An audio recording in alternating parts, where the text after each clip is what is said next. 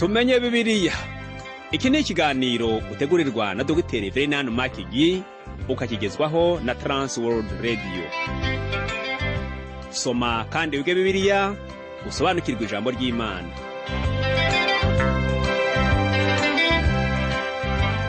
Uraho neza nshuti muvandimwe uteze amatwi ikiganiro tumenye Bibiliya. Amahoro y'Imana nabane nawe. Kaze muri iki kiganiro ugezwaho nanjye Parfait Ntambutsa. Mu kiganiro cy'uyu munsi ndakubwira iby'amatsinda abiri y'abamarayika bigometse ku Mana. Itsinda rya mbere rikaba rifungiranye mu minyururu y'umwijima, irindi rikaba ryidegembya mu isi aribo bitwa abadayimoni. Mu rwandiko rwa Yuda ku murongo wa 4 haravuga ngo kuko hariho bamwe baseseye muri mwe rwihishwa, bagenewe kera gucirwaho iteka. Ni abantu batubaha Imana, bahindura ubuntu bw'Imana yacu isoni nke, bakihakana Yesu Kristo ari we wenyine databuja n'umwami wacu. Ngo kuko hariho bamwe baseseye muri mwe rwihishwa, bagenewe kera gucirwaho iteka. Iri jambo ryerekana ko abanditsi banditse mbere ya Yuda bari baravuze ibyerekeranye n'ubuhakanyi. Ngo hariho bamwe baseseye muri mwe rwihishwa, baseseye. Iri jambo riratangaje kuko mu Kigiriki rivuga pareis duno, aho duno bisobanura kwinjira, eis bigasobanura imbere, hanyuma para bigasobanura iruhande. Wafatanya ayo magambo yose bigasobanura kwinjira imbere uturutse iruhande. Uko niko abahakanyi binjiye mu itorero. Dr. Venan Magi avuga ko yamaze igihe kinini ari umupasitori wasengeye mu itorero ry'abapresbyterienne. Ubwo yari akiri umuvugabutumwa muto, itorero rye ryabonekaga ko rihagaze mu kwizera by'ukuri, ariko amaze kugera mu ishuri rikuru rya teoloji atangira kubona ko hari abavugabutumwa bamwe bahakana bivuye inyuma ibyerekeranye no kwizera. Magi avuga ko ibyo byamufunguye amaso.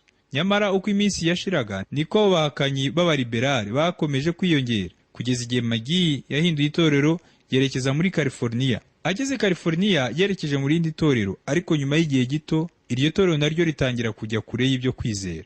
Magi arongera rivamo.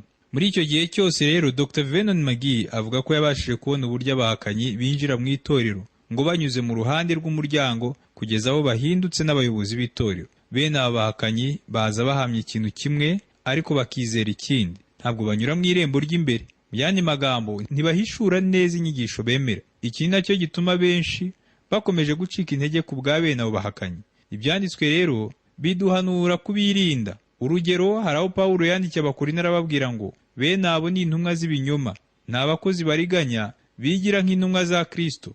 Kandi ibyo si igitangaza kuko na Satani ubwe yihindura nka marayika w'umucyo. Nuko rero ubwo bimeze bityo ntibyaba igitangaza kugira ngo abakozi be nabo bigira nk'abakozi bagabura ibyo gukiranuka. Iherezo ryabo rizahuhana n'imirimo yabo. Aya magambo Pawulo yavuze aboneka mu Bakorinto ba kabiri igice cya 11 uhereye ku murongo wa 13 kageza ku wa 15. Ijambo ubwe yihindura batubwira muri uyu murongo riratangaje cyane kuko rikomoka mu ijambo ry'Ikigiriki ryitwa metashomatixontai, bisobanura umuntu wihindura inyuma agira ngo yerekane uko atari imbere. Ubwo nibwo buryo bwa Satani. Nshuti yanjye, muri iki gihe tugezemo amatorero menshi akomeje kwijandika mu buyobe, kandi ibi ni ibintu bibabaje cyane. Reka ntange urugero rw'ibimvuze. Hariho itorero ryavugirwagamo ijambo ry'Imana, abantu bagakizwa, imitima yabo igahabwa umugisha. Nyuma pastori w'iri torero aza kujya mu zabukuru, maze haza undi mupasitori mushya. Mbere yuko atangira imirimo, abakuru b'itorero bamusabye ko yabasangiza gato ku myizerere ye. Nuko uyu mupasitori mushya abemeza ko yemera inyigisho zose zijyanye no kwizera. Ngira ngo urabyumva ko uyu mupasitori mushya yanyuze mu rundi ruhande rw'irembo kuko atizeraga by'ukuri inyigisho nzima nk'uko yari yabivuze.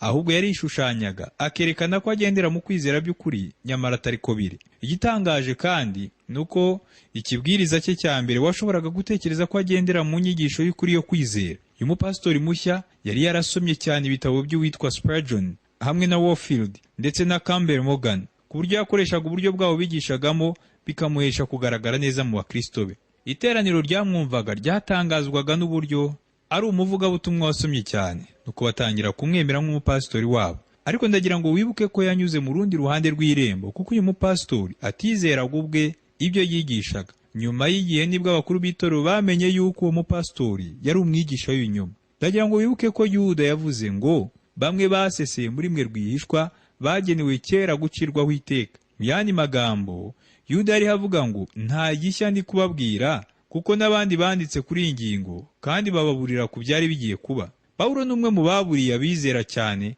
ababwira kwirinda abahakanyi. ubwo yari muri Efeso.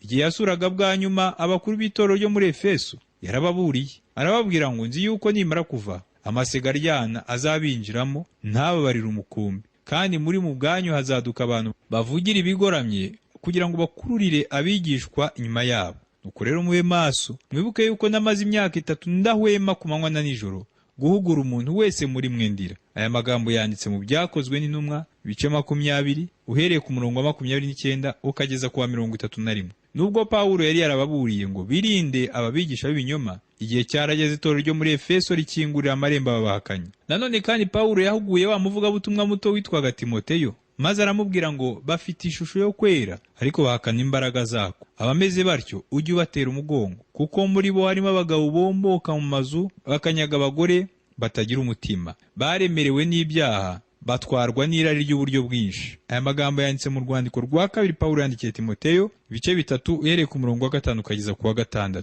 Ikintu dukwiye gushima Imana cyane muri iki gihe nuko hari amatsinda amwe y'urubyiruko yahagurukiye gukora umurimo muri iki gihugu cyacu. Ariko kuko uyu murimo w'urubyiruko urimo imbaraga, ntihazabura biyobagiza bakawinjiramo bakazana inyigisho z'ubuyobe. Nanone kandi tuzi ko hariho n'abagore bahagurukiye kuvuga ubutumwa bwiza, nyamara mu mateka y'itorero rya mbere ntaho batubwira ko abagore bari abashumba b'amatorero. Ikindi kandi bizwi ko abagore bakunze kugira uruhare rukomeye mu madini n'imico itandukanye byabayeho mu isi. Ariko jye sinashingira kuri ibyo, kuko nzi yuko umugore mu miterere ya muntu hari ibyiza afite kurusha umugabo. Bizwi ko umugore agira amarangamutima cyane, kandi abasha kumenya ibintu bimwe na bimwe vuba vuba kurusha umugabo. Nicyo gituma umugore akwiye kwitabwaho cyane. Mu by'ukuri muri iki gihe tubona neza ko abagore n'urubyiruko bahagurukiye gukora umurimo w'Imana, ariko hanze y'itorero. Nyamara Pawulo yatugiriye inama zo kwirinda abigisha b'ibinyoma binjira baciye mu rundi ruhande rw'irembo. Nacyo gituma umurimo wose umwuka w'Imana ashobora gukorera mu itsinda runaka ry'abantu, abo bantu badashishoje neza bashobora gusanga umwanzi yamaze kuwinjiramo anyuze mu rindi rembo. Kandi inshuti yanjye, abigisha b'ibinyoma ntutekereze ko baza basa nabi, ahubwo baza bigiza abigisha b'umucyo ku buryo utapfa kubamenya byoroshye. Isuzuma ryanyu mushobora kugerageresha bene abigisha b'ibinyoma ni ukumenya niba bemera ubumuntu n'ubumana bwa Yesu Kristo. Niba bahakana ubumana bwa Kristo, nakugira inama yo guhita ubahunga vuba na bwangu. Gusa ugomba kwitondera cyane iyi ngingo ivuga ku bumana bwa Kristo, kuko hari ubwo abahakanyi bavuga ko bahakana ubumana bwa Kristo, nyamara bakerekana ko bamwemera nk'umukiza w'isi. Simoni Petero yatugiriye inama kuri iyi ngingo, aho yavuze ngo ariko nk'uko hari abahanuzi b'ibinyoma badutse mu bwoko bw'Abisirayeli, niko no muri mwe hazaba abigisha b'ibinyoma bazazana rwihereranwa inyigisho zirema ibice zitera kurimbuka, ndetse bazihakana na shebuja wabacunguye, bizanire kurimbuka gutebutse. Aya magambo yanditse mu rwandiko rwa 2 rwa Petero ibice 2 ku murongo wa 1. Naho Petero yandikira Abagalatiya arabahanura ngo ahubwo hanyuma byatewe na bene data b'indyarya binjijwe rwihereranwa no gutata umudendezo wacu dufite muri Kristo Yesu, kugira ngo badushyire mu bubata. Aya magambo yanditse mu Bagalatiya ibice 2 ku murongo wa 4. Nshuti yanjye, biradusaba kuba maso cyane ku murimo w'Imana wose muri iki gihe. Iyi miryango iri hanze yitwa ko ari iya Gikristo, Satani ashobora kuyikoreramo uko ashatse, cyane cyane ko iba ifunguriwe buri wese. Yuda yaravuze ngo abantu batubaha Imana bahindura ubuntu bw'Imana yacu isoni nke, bakihakana Yesu Kristo ari we wenyine databuja n'umwami wacu. Abatubaha Imana bisobanura batagendana n'Imana mu buzima bwabo bwa buri munsi. Ni ingenzi cyane rero gusuzuma umuntu ubwiriza cyangwa wigisha ijambo ry'Imana, ukamenya niba yubaha Imana. Yuda yavuze ko abatubaha Imana bahindura ubuntu bw'Imana yacu isoni nke, bagakora ibibi. Intumwa Pawulo yaburiye abizera b'Abagalatiya ko bakwiye kwirinda gukoresha nabi ubuntu bw'Imana bahawe ngo bitume bakora ibibanezeza. Yarababwiye ngo bene data mwahamagariwe umudendezo, ariko umudendezo wanyu ntimukawugire urwitwazo rwo gukurikiza ibya kamere, ahubwo mukorerane mu rukundo. Aya magambo yanditse mu Bagalatiya bice 5 ku murongo wa 13. Kwinezeza bya none bihishura ko twageze mu bihe by'ubuhakanyi. Uyu munsi abantu batesheje agaciro k'ibyanditswe, barakora ibyo bashaka bakavuga ko ari ibigezweho. Iki ni ikibazo kimaze kwinjira mu gihugu cyacu, kandi ndahamya ko no mu matorero byamaze kugeramo. Umwanditsi umwe niwe wavuze ngo kimwe mu bibazo isi ifite uyu munsi ni uko abantu bitiranya urukundo n'ubusambanyi, ubwenge n'amafaranga, ibitangazamakuru n'iterambere. Imyizerere ya kino gihe nk'uko nyakwigendera Dr. Wallace Petty yabivuze ishobora kwerekanwa muri ubu buryo bukurikira, aho abantu bibaza ngo Imana ni ikiremwa cyifuza cyane kandi gitekereza. Iyobokamana ni uburyo bubuza umuntu kumenya ukuri. Umuntu ni nk'ingagi ishyizwe hejuru, yibaza ibibazo byinshi kandi akifuza cyane, akumva yagerageza imico yose. Uko niko benshi batekereza uyu munsi. Iby'isoni nke tubona uyu munsi byerekana kwiyemera k'umuntu nuko umuntu adashobora kurangwa n'ubutabera. Uyu munsi tubona ko ubukwe butagifite agaciro muri sosiyete. Muri iki gihe umuntu asigaye abana n'uwo ashaka wese atitaye ku mategeko aranga urugo cyangwa igihugu. Muri iki gihe imico mibi ikomeje kuba myinshi cyane ku buryo hatagize igikorwa mu maguru mashya. Hari ibintu byinshi bizangirika muri sosiyete ya muntu. Biradukwiye rero gushishoza cyane tukamenya abigisha ijambo ry'Imana mu matorero yacu niba ari abigisha b'ukuri. Yuda nibyo yari hakangurira abizera muri uru rwandiko rwe. Ikindi kiranga umwigisha w'ibinyoma nuko atemera umwami Imana n'umwami wacu Yesu Kristo. Bene aba bigisha b'ibinyoma bavuga Imana n'umwami Yesu ariko bagahakana Imana na Kristo. Mu gihe cya Yuda ubuhakanyi bwitwaga Gnosticism. Inyigisho ya Gnosticism yavugaga ko umubiri ari wo wonyine wakoze ikibi ariko ubugingo cyangwa umwuka bukaba nta kibi bwakoze. Nuko iyi nyigisho ya Gnosticism ikanzura ivuga ko umuntu yemerewe gushimisha umubiri w'uko ashatse akawukoresha ibyaha n'iby'isoni nke. Iki gitekerezo kandi kiriho n'uyu munsi aho tubona inyigisho zimeze nka Gnosticism, kuko n'uyu munsi hari abahakana ko umwami Yesu Kristo ari Imana nzima kandi ko yabaye umuntu. Abahakana ibi rero ni abantikristo, kuko ni nako Yohana yabise mu rwandiko rwe. Kuko umwuka uhakana umwami Yesu Kristo uhora ari umwuka wa antikristo buri gihe. Natinze cyane kuri iki cyanditswe cyo muri Yuda ku murongo wa 4 kuko nzi neza ko ari ingenzi kuri twebwe kukimenya ngo twirinde abigisha b'ibinyoma badutse muri iyi minsi ya nyuma. Noneho rero tubona Yuda aduha ingero 6 zivuga ku buhakanyi bwo mu gihe cyashize. Mbere yuko tuganira kuri izi ngero, reka nkwibutse icyo ubuhakanyi ari cyo. Witwa Thayer yasobanuye ku ijambo apistemi rishobora gusobanura gukuraho, kujya kure cyangwa kuva. Ijambo apistemi kandi ryakoreshejwe mu rwandiko rwa 2 Pawulo yandikiye Abatesalonike, ariko muri urwo rwandiko iryo jambo rikaba rifite ubusobanuro bubiri. Ubwa mbere ijambo apistemi risobanura kujyanwa kw'itorero. Itorero rizajyanwa mbere yuko hatangira ibihe by'ubuhakanyi. Ijambo apistemi rero rivuga kujyanwa kw'itorero, rivuga uko abizera bazavanwa mu isi maze nyuma hakazaba ubuhakanyi bukomeye aho benshi bazava mu byo kwizera. Umwami wacu Yesu yabajije ikibazo ngo ariko umwana w'umuntu naza mbese azasanga kwizera kukiri mu isi? Aya magambo yanditse muri Luka ibice 18 ku murongo wa 8. Igisubizo ni oya, kuko Kristo nagaruka azasanga kwizera kutakiri mu isi. Kuko icyo gihe abantu bazaba baravuye mu byo kwizera, hariho ubuhakanyi bwinshi cyane. Ariko rero ibyo ntibizabaho abizera by'ukuri bataravanwa mu isi, kandi rero itorero rishobora kuvanwa mu isi mu gihe icyo ari cyo cyose. Yuda rero yatweretse ingero 6 z'abahakanyi bo mu gihe cyashize, ni ukuvuga abavuye mu byo kwizera. Ari amatsinda 3 n'abantu 3. Reka rero tubanze tuganire kuri ayo matsinda 3 y'abahakanyi. Mu rwandiko rwa Yuda ku murongo wa 5 haravuga ngo ndashaka kubibutsa nubwo byose ari ubundi mwigeze kubimenya yuko umwami Imana imaze gukirisha ubwoko bw'Abisirayeli kubakura mu gihugu cya Egiputa hanyuma irimbura abatizeye. Abisirayeli ubwo bari mu butayu bararimbutse kubera kutizera Imana kwabo.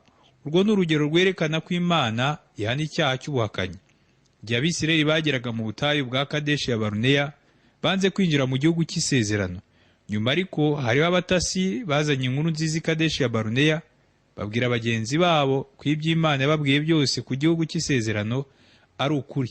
Nyamara umubare munini w'abatasi, utabariyemo abatasi 2 gusa, ntibigeze bizera ko Imana ishobora kubageza mu gihugu cy'isezerano, kandi kutizera kwabo bashatse kukwinjiza no mu bandi.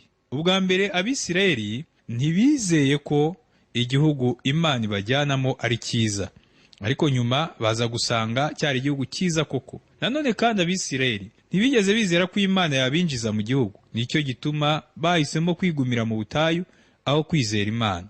Inkuru y'Abisirayeli ni urugero rwiza rwerekana ubuhakanyi, ari byo bisobanura kuva mu byo kwizera. Abisirayeli bavuye mu byo kwizera bibagirwa icyatumye bava muri Egiputa. Imana yabahaye isezerano ririmo ibintu bibiri, kuko yababwiye ngo nzabavana muri Egiputa kandi nzabaha igihugu. Nyamara kutizera kw'Abisirayeli kubatera kuguma mu butayu, nuko Imana ibarekera muri ubwo butayu imyaka igera kuri 38 yose, kugeza ubwo abakuze bose bo muri ubwo bwoko bapfa, usibye Yosuwa na Kalebu bonyine. Abisirayeli bitwaje abana babo nk'impamvu yatuma batinjira igihugu cy'amasezerano. Nuko Imana irababwira ngo, ariko abana banyu bato mwavuze ko bazaba iminyago, abo nibo nzakijyanamo bamenye igihugu mwanzi. Aya magambo yanditse mu Kubara ibice 14 ku murongo wa 31. Nshuti yanjye, uko niko no mu buzima bwacu busanzwe usanga twitwaza abana bacu bikatubuza gukorera Imana, ngo kuko tuba turi kubitaho. Ku ruhande rumwe birumvikana, nyamara twirengagiza ko Imana ariyo yita ku bana bacu cyane kuturusha, ndetse yita kuri bo no kuri twe iyo tuyumviye. Nyuma yaho urubyaro rushya rwa Isirayeli nibo bambutse uruzi rwa Yorodani maze binjira igihugu cy'isezerano nk'uko Imana yari yarabivuze.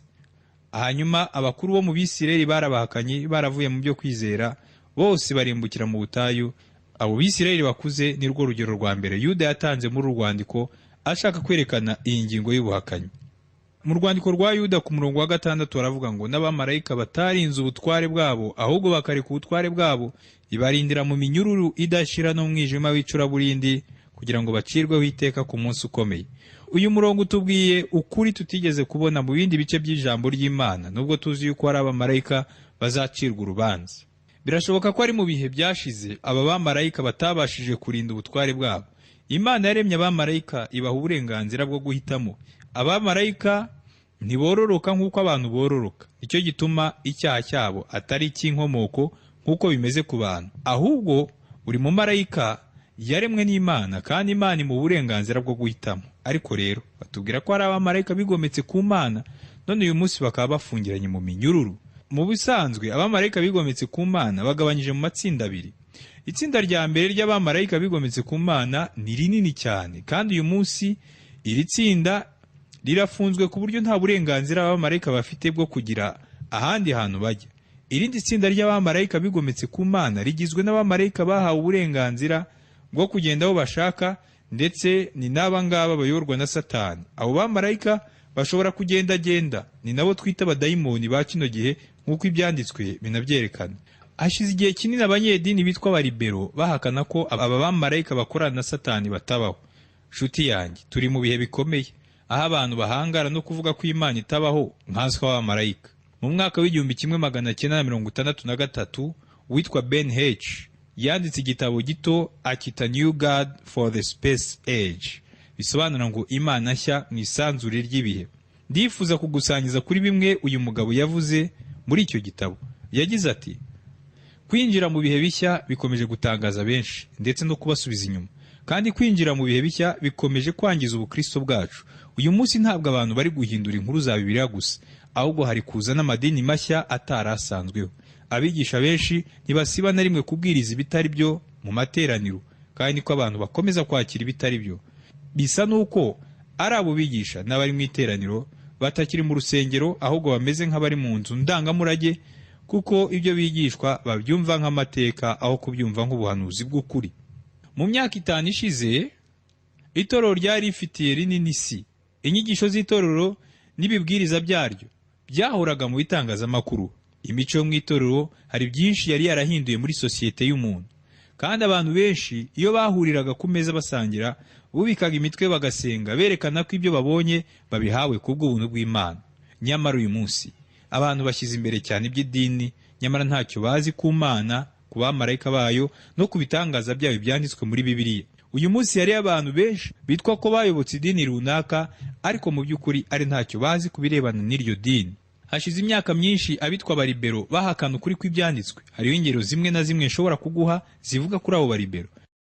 Urugero rwa mbere n'urw'umugabo umwe wabaga muri Chicago wavuze yuko ubukristo bwa kino gihe ari iterabwoba, ko nta kuri kurimo, nta disipline iboneka muri ubwo bukristo.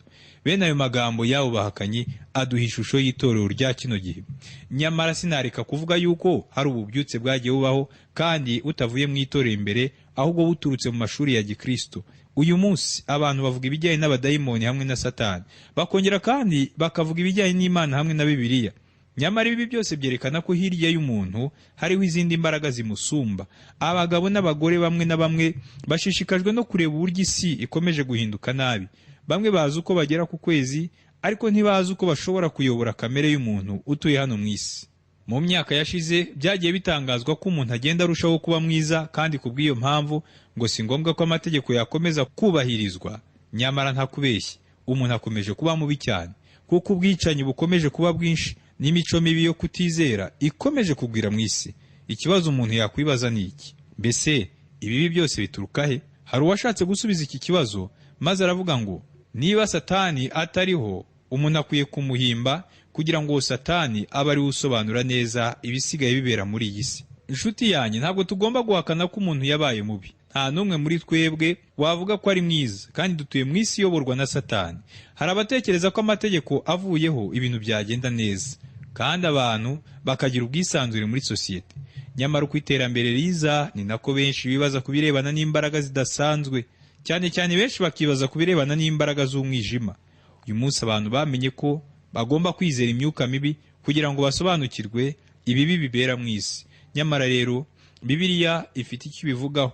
Inshuti yanjye, ndakubwiza ukuri ko Bibiliya ari cyo gitabo cyonyine kidasanzwe kitavuga ibya kera gusa, ahubwo kinagendana n'ibihe. Bibiliya niyo itubwira iby'abamarayika bigometse ku Mana n'iby'abamarayika batahinze ubutware bwabo, ahubwo bakareka ubuturo bwabo, ikabarindira mu minyururu idashira no mu mwijima w'icuraburindi, kugira ngo bacirweho iteka ku munsi ukomeye. Ijambo ry'Imana rivuga byinshi byerekeranye n'urubanza rugiye kuza. Nyamara abantu benshi ntibazi icyo Bibiliya ivuga ku munsi ukomeye w'urubanza ugiye kuza. Nshuti yanjye, ndashaka kukubwira ko hari urubanza rukomeye rugiye kuza, kandi urwo rubanza ruzabera ku ntebe nkuru yera, rukazacirwa batizera bose. Ibyo babisoma mu Byahishuwe ibice 20 uhereye ku murongo wa 11 ukagera ku murongo wa 15. Ariko kandi muri Bibiliya batubwira ko hazabaho imanza zigera ku 8. Rumwe muri izo manza 8 harimo urubanza ruzacirwa abamarayika. Urwo rubanza narwo rukazaba mu gihe cy'imperuka. Mu rwandiko rwa mbere rw'Abakorino batubwiramo ibyerekeranye n'umuzuko. Nuko rero mu gihe cy'ingoma y'imyaka 1000, abadayimoni batubwira hano nibwo bazacirwaho iteka. Ibyanditswe bivuga byinshi ku birebana n'urubanza rw'abamarayika bigometse ku Mana. Reka ntange undi murongo uvuga kuri iyo ngingo. Mu Bakorino ba mbere ibice 6 ku murongo wa 3 haravuga ngo ntimuzi ndetse yuko tuzacira abamarayika urubanza nkanswe iby'ubu bugingo. Ibi ni ibintu tutari gupfa kumenya iyo Pawulo atabivugaho. Ku ngoma y'imyaka 1000 tuzaba turi kumwe n'Umwami Yesu Kristo. Tuzava mu isi twinjire muri Yerusalemu nshya, kandi aho niho itorero rizaba iteka ryose. Nuko muri icyo gihe cy'ingoma y'imyaka 1000, ubwo Kristo azaba ategetse isi, nibwo abamarayika bigometse ku Mana bazacirwa urubanza. Nubwo dufite imbaraga nke ugereranyije n'iz'abamarayika, ariko ibyanditswe bivuga ko tuzagira uruhare mu kubacira urubanza. Petero nawe yavuze ku birebana n'urubanza abamarayika bazacirwa mu buryo busa n'ubwa Yuda. Muri Petero wa 2 ibice 2 ku murongo wa 4 haravuga ngo kuko ubwo Imana itababariye abamarayika bakoze icyaha, ahubwo ikabajugunya mu mworera, ikababohesha iminyururu y'umwijima ngo barindirwe gucirwaho iteka. Iminyururu y'umwijima ntabwo isobanura ya minyururu ifatika dusanzwe tuzi, kuko abamarayika ari imyuka, kandi ntibishoboka ko wabohesha iminyururu ibiremwa by'umwuka. Ahubwo ijambo iminyururu risobanura gufungwa.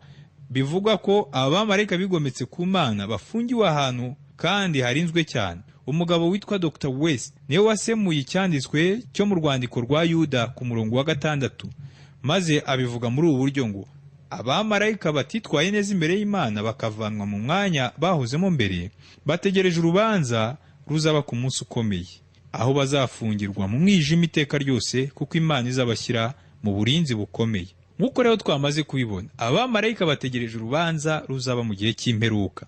Irindi tsinda ry'abamarayika bigometse ku Mana rigizwe n'abadayimoni bazerera mu isi ya none. Nshuti yanjye, abadayimoni babaho, nubwo nzi yuko kano kanya ndiwo mvuga ibi ngibi bamaze guhungira kure kuko batinya ijambo ry'Imana.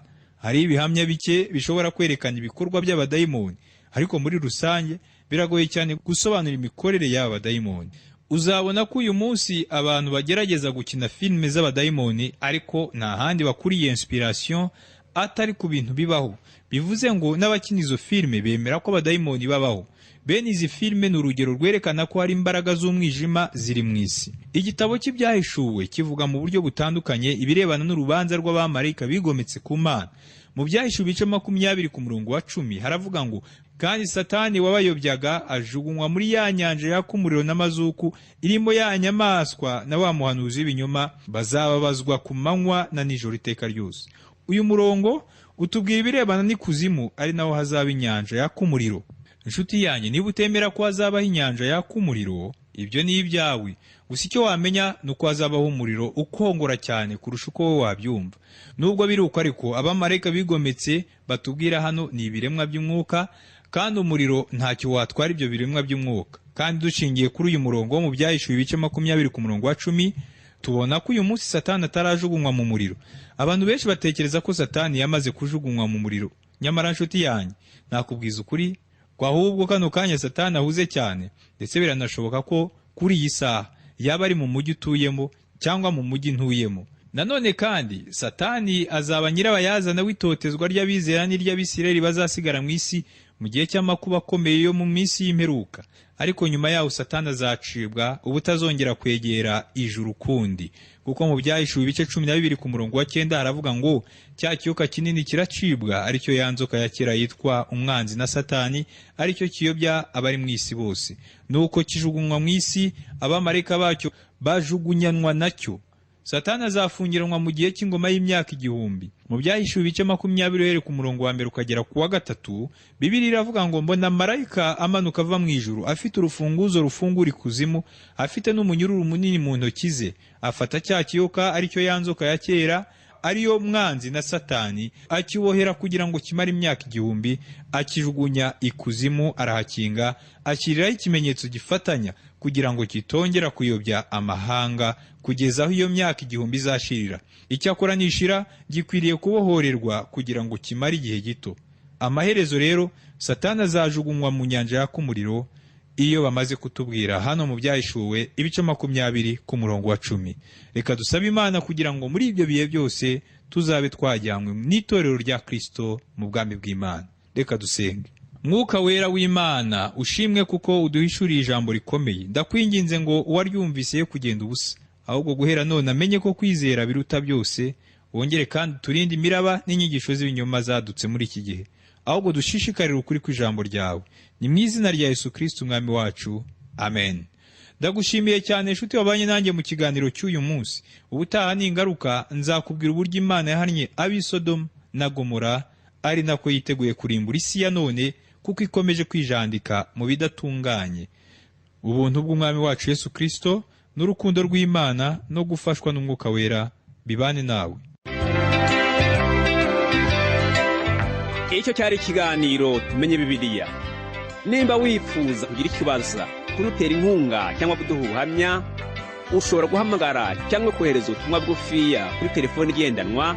Inomero ni 07 81 27 90 18. Ushobora kandi kutwandikira kuri page yacu ya Facebook yitwa Tumenye Bibiliya, cyangwa kuri WhatsApp. Inomero ni 07 81 27 90 18, cyangwa kuri email yitwa umucyofm@yahoo.fr. Iki kiganiro kandi ushobora kutumva ku rubuga rwacu rwa interineti, ari rwo wa#tab.tawr.org. Kanda handitse ijambo ry'icyongereza rivuga ngo languages, maze uhitemo ururimi rw'Ikinyarwanda.